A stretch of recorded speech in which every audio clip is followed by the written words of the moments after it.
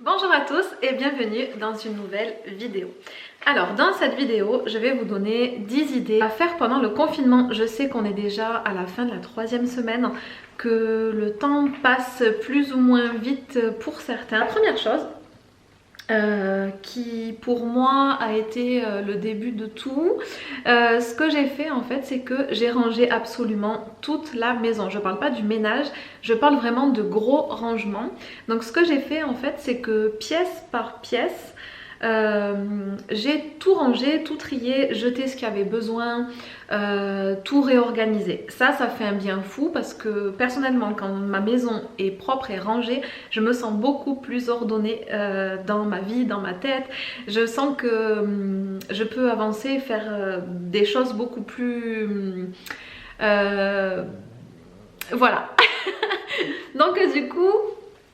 je préfère que tout soit bien rangé, bien nickel, bien propre, et après ça je me sens beaucoup mieux et là je me sens d'attaque pour commencer d'autres choses. Donc si j'ai un conseil déjà à vous donner, c'est si, étant donné qu'on a le temps de le faire, que ce soit au niveau des placards, des vêtements, de la cuisine, de tout ranger, trier, organiser, jeter ce qu'il y a besoin, mettre en vente sur Vinted ou sur d'autres sites, voilà, ça fait déjà beaucoup de bien et puis... voilà, on peut mettre ce temps à profit pour faire ce genre de choses. Ensuite, au niveau des papiers administratifs, personnellement j'avais beaucoup de choses en retard, donc ça c'est la deuxième chose. Si vous avez des choses à régler au niveau administratif, ça peut être tout un tas de choses que vous laissez traîner, vous pouvez tout lister, faire la liste de tout ce que vous avez besoin de faire ou besoin de régler et profiter aussi de ce temps pour mettre tout à jour. Même que ce soit un changement d'adresse, de téléphone, la banque, n'importe. Vraiment, ça, il y a des petites choses auxquelles on ne pense pas forcément, mais faire une liste de tout ce qu'on a besoin de faire pour se remettre à jour. Et après, on est tranquille. La troisième idée, je lis parce que en fait j'ai tout écrit, sinon je ne me rappelais pas dans l'ordre. C'est de trier et de classer toutes ces photos et ces vidéos sur son ordinateur et sur son disque dur. Il y a des fois des photos, étant donné que maintenant on est au numérique, tout ce qui est photos et vidéos, on n'a pas souvent tendance à tout effacer. On télécharge directement, on stocke et on ne trie pas. Alors qu'il y a par exemple une photo qu'on a pris 10 fois sous le même angle, mais on va en garder qu'une ou deux et au final ça nous prend tout un tas de mémoire pour rien.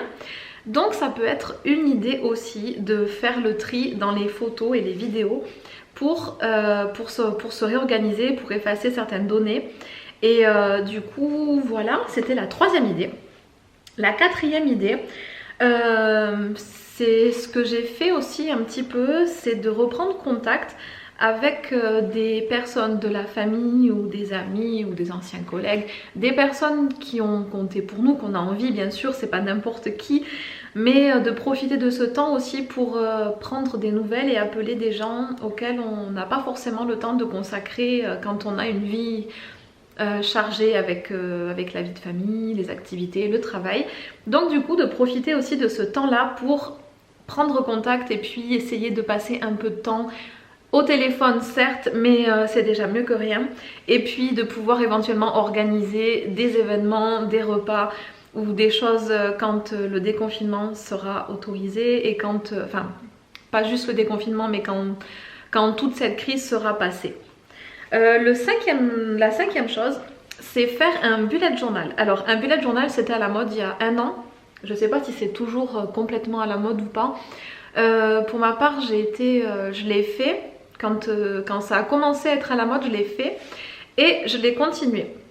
Un bullet journal, c'est un genre de cahier blanc que vous achetez dans lequel vous organisez toute votre vie, en fait toute votre année. Après vous le faites comme vous l'entendez, vous pouvez le faire sous plusieurs formes différentes. Moi je l'ai fait sous forme d'agenda avec des codes couleurs et vous pouvez écrire tout ce dont vous avez envie, que ce soit au niveau des rendez-vous médicaux, rendez-vous professionnels.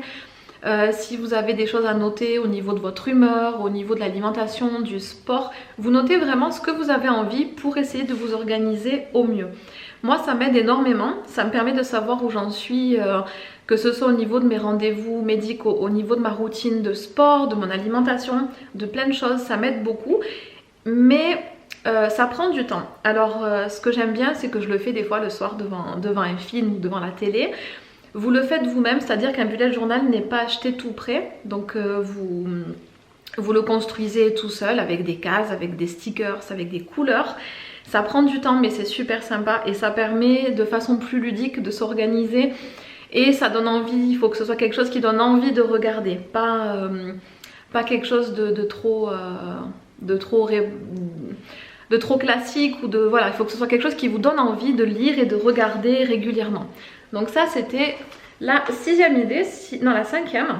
La sixième idée, je l'ai eue mais je ne l'ai pas vraiment fait, c'était de profiter de ce temps pour apprendre une langue étrangère ou pour approfondir une langue étrangère, que ce soit sous plusieurs façons. Maintenant avec internet on a absolument accès à tout et c'est quand même super, que ce soit en regardant des films en anglais, en espagnol, la langue que vous souhaitez apprendre, que ce soit avec les applications, avec des formations sur internet, en dialoguant avec des personnes, c'est aussi possible. Il y a tout un tas de choses possibles quand on veut apprendre une langue grâce à internet.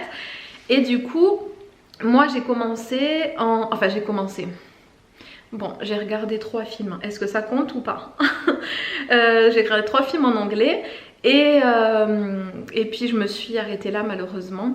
Mais du coup, ça peut être intéressant aussi de mettre ce temps à profit pour approfondir une langue ou pour en apprendre ou voilà.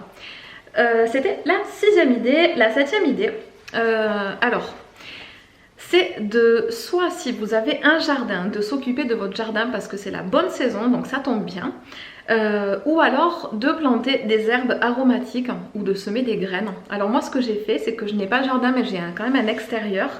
J'ai planté tout un tas d'herbes aromatiques dans des petits pots. Il n'y en a pas beaucoup qui sont arrivés à pousser, mais il y en a quand même, donc je suis contente, je suis fière de moi. Et du coup voilà, ça peut être très sympa, c'est quand même assez valorisant, gratifiant de faire pousser soi-même ses herbes ou ses fleurs. Quand on sait que ça a été des petites graines et que c'est nous qui l'avons fait, donc c'est quand même sympa.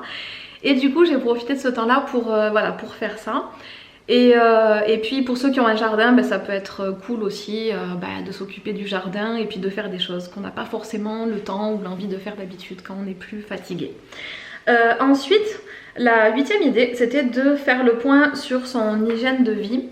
Que ce soit au niveau alimentaire, au niveau du stress, du sommeil, du sport, pour essayer de voir qu'est-ce que vous pourriez améliorer si vous êtes dans cette démarche là. Je pense que c'est quand même super important, surtout dans une vie aujourd'hui à 100 à l'heure. On n'a pas le temps de se recentrer complètement sur nous et sur plein de choses basiques en fait et essentielles. Que ce soit au niveau... Donc moi pour ma part, je l'ai fait au niveau de l'alimentation, j'ai rééquilibré beaucoup de choses et j'ai regardé tout ce qui était tous les aliments à bannir, même si je le savais déjà, et puis des aliments santé pour essayer de les intégrer petit à petit. Et ensuite de mettre en place une routine sport. Alors ça, chose que j'avais déjà avant parce que je partais à la salle de sport, mais comme ma salle de sport est fermée, du coup j'ai instauré une routine sport. Tous les jours à 18 h, on fait une visio avec une amie et on fait du sport ensemble. De temps en temps, je vais faire un footing aussi. Et donc du coup, ça fait quand même du bien d'organiser ces journées avec des horaires et puis voilà, d'avoir une certaine régularité tous les jours pour pas se perdre. Déjà que je suis perdue au niveau des jours, le lundi, j'ai l'impression qu'on est mercredi, le dimanche. J'ai même pas l'impression qu'on est dimanche, donc du coup voilà, c'est aussi sympa. Et puis aussi essayer de continuer ces routines après le confinement justement. La 9e chose, c'est de faire de la méditation. Si vous n'avez pas l'habitude, si vous n'en avez jamais fait, d'abord une initiation. L'initiation à la méditation, c'est super sympa parce que ça vous permet de vous mettre dans une petite bulle, une bulle vraiment de bien-être et de sérénité où vous coupez avec complètement le temps. On entend manger, c'est Kitty qui mange ses croquettes. où vous vous mettez dans une petite bulle en fait et vous coupez avec tout ce qui vous entoure pendant un certain temps. Ça peut être 10, 20, 30 minutes, 1 heure. Moi personnellement je le fais entre 10 et 20 minutes, ça me suffit. Au-delà non, j'ai pas encore d'expérience en méditation pour pratiquer au-delà. Donc du coup c'est le bon moment je trouve justement pour se mettre à la méditation. Ça évite énormément ça permet de relâcher les tensions, d'évacuer le stress, ça fait beaucoup de bien aussi apparemment pour je ne sais plus, non je vais dire une bêtise donc je ne sais plus, mais c'est bénéfique, ça a été prouvé aussi que c'est bénéfique pour la santé physique, la santé mentale. Donc si j'ai un conseil à vous donner, même si je ne suis pas une experte, la méditation c'est le bon moment pour s'y mettre. Oui. Ensuite lire. Alors la lecture, j'étais avant une lectrice régulière et puis petit à petit j'ai un peu décroché parce que tous les écrans sont arrivés, ordinateur, téléphone.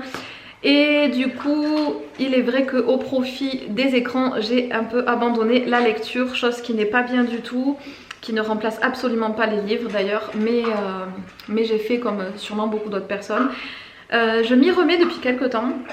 Et là le fait d'être à la maison et d'avoir pas mal de livres que je n'avais pas lus et d'autres que j'ai envie de relire, qui me font du bien de relire, du coup c'est vraiment aussi le bon moment pour lire des livres.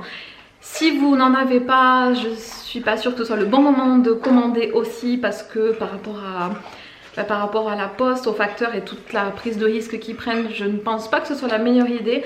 Mais en tout cas, si vous en avez à la maison, ou vous pouvez les prendre sous format Kindle, si ça vous dérange pas de lire sur un ordinateur.